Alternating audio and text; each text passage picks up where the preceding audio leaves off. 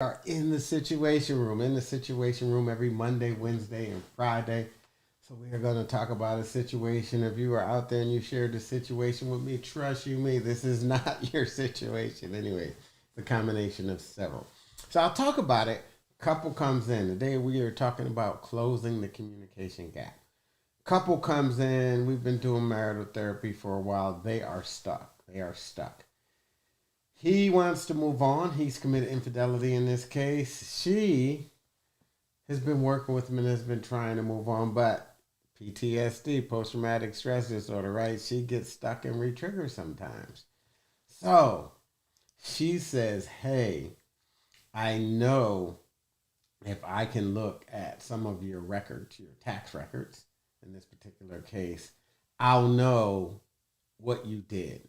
I know that you two took some business trips together. I just need to check it off my list. They have a problem. They're at an impasse. She's stuck, can't get past it. He doesn't want to open up a can of worms because, baby, he seems like we're moving forward. They are stuck, and there is a gap in their communication process. Maybe different gaps in your communication process, but I just want you to know that you are going to have gaps, and we are going to address over the next couple of weeks how to close that gap. So there are kind of three things I want you to do. First of all, accept you can get everything you want if you'll just help your spouse get what they want. You heard me right. You can get everything you want if you just help your spouse get what they want. So we have to give to get. So these two weren't ready to move past this impasse. But because they couldn't give, because they felt if I give this up or if I give up not knowing and I got to trust you, you could be deceiving me.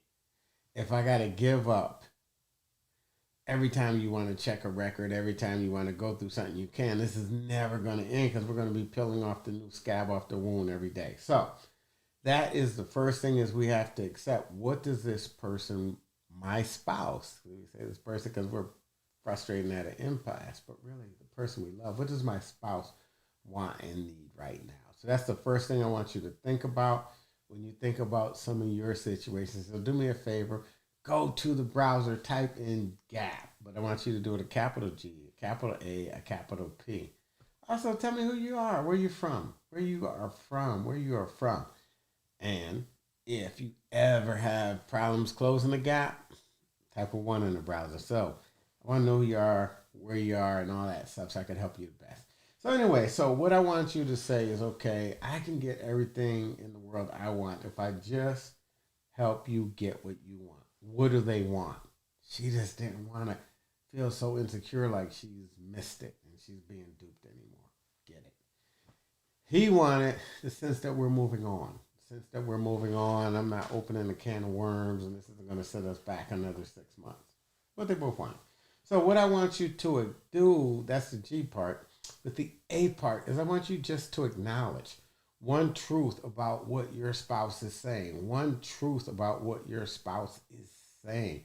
And this could be a variety of things. You guys know what I'm talking about. You have disagreements about all kinds of stuff. What are they really saying?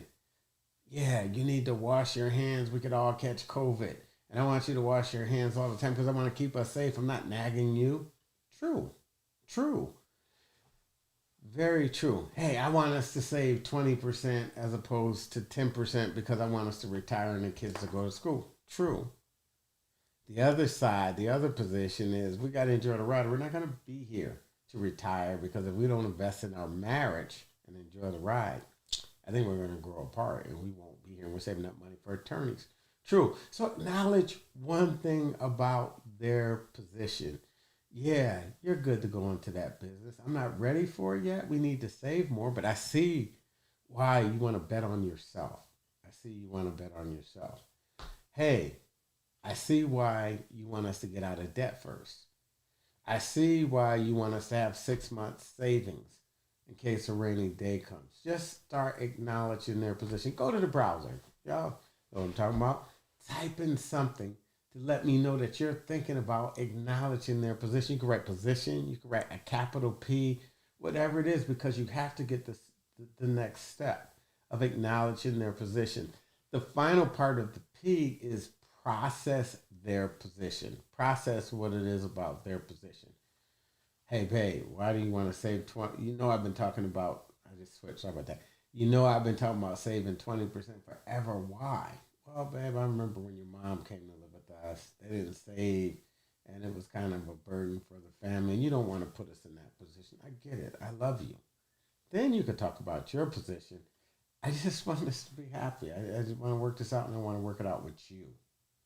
And I want it to work for us. So, anyways, just acknowledge what it is about their position. Yeah, I know we don't need a new car, but really, babe, I don't want you to have that hoopty that breaks down and you're on the side of the road and something happens to you. That won't be good. We've done well with COVID. We didn't have to have a car. They're making people come back to work. We got over for 2 years. We didn't have to pay for it. Just acknowledge what it is about their position. Hey, boy, we don't need that new Mercedes. We might be able to get a Honda, or we might be able to get an Acura. Yeah, we need to save the money. There's some other things that we could do with it. We should always max out. We should always max out company matching. That 10% we should match out and take that out at the beginning. We should tithe. Tithing, boy, we got to pay the Lord first. So whatever their position is, at least acknowledge it. So that's how you close the gap. The first is accept. You got to give to receive. You got to give an inch to get an inch. Then you have to acknowledge something about their position that's just true. And there probably are a lot of things that are true. Then we have to really just take the time to process it. And people say, why do I need to process it? If I tell you to tell me what's wrong with your spouse, I'll bet none of you would struggle doing that for a couple of minutes, at least on some issues, right? But I always do this with couples. I'll say, tell me what your spouse is doing right. Very seldom can they go over 30 seconds. So we have to process it. We have to process it. Anyways, this is how we start closing the gap in communication. This is Dr. Shane. I thank you for joining me. I'll make one last statement before I go. One of the most amazing things to me. So when I first started my practice, I used to think couples lied all the time because I hear story A, story B. And I realized, no, they just were experiencing it differently through their emotional prison of pain. Because so many people were just seeing it so differently. Every couple was actually. And I came to realize usually both people are trying to do something right for their marriage. So you have to figure out what your spouse is trying to do right, even though it doesn't make sense to you. Once you get their perspective, you'll realize they're doing it based on their perspective or their point of pain or fear of pain or how to avoid that pain and their strengths and skill sets. So people do it differently. Like 20% versus 10% in terms of what we're going to invest for retirement and savings. Both of them are done to make the most out of your marriage. You're both trying to make it work. One person is just saying we need to save more. The other person is saying we need to enjoy the ride. Anyways, I thank you for joining me, and I look forward to helping you close the gap. Feel free to share, invite other people into our community in this group because you got a lot of folk out there, I imagine, at least I know I have friends like that. I want to close the gap too. Make it a great day, and I look forward to seeing you on Monday, Wednesday, and Friday at noon. Dr. Shane, if you heard what you said, like it. If you don't, you can give me a thumbs down. Sometimes I'll get two. I ask people, I am a why. They say because it hurt. It hit home. Anyways, or give me a heart for the love. All right, make it a great day, and I will see you guys in the Situation Room soon.